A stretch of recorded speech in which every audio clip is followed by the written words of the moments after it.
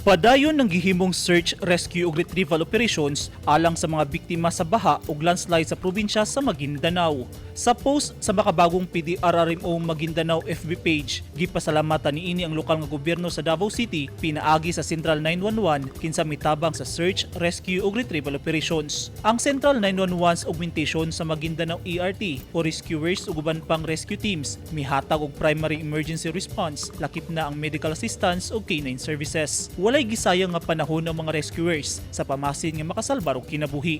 Sa situational report sa PDRRMC Maguindanao as of October 31, 2022, sa 61 na ang patay, 17 ang missing, 40 ang injured, sa 500 ka mga barangay, 370 niini kun 72.83% ang apektado, 51.81% sa populasyon, din 139,077 ka mga pamilya apektado sa bagyong Paeng sa probinsya. Gawa sa search, rescue ug retrieval operations, padayon sab ang relief distributions sa mga barangay sa probinsya nga apektado sa baha ug landslide. Palisuray sab ang paghatod og mga hinabang tungod sa daot nga mga dalan ug tulay. Sama na lang niining usa ka truck nga dunay kargang mga relief goods nga mitabok gyud bisan dunay tubig baha ang karsada aron lang maabot ang mga apektadong munisipyo. Nahatdan na og mga hinabang sa mga empleyado sa Maguindanao ang mga munisipalidad sa Barira, Dato Ublas Sinsuat, Matanog, Buldon, Parang, Dato Udin Sinsuat ug Upi sa Maguindanao del Norte nga apektado sa paglampurnas ni bagyong Paeng. Nahaturan na sab ang mga munisipalidad sa Dato Saudi Ampatuan,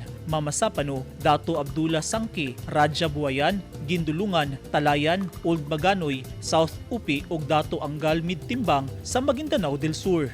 Ang mga hinabang gikan sa mga nagkadayang LGUs ug mga pribadong sektor.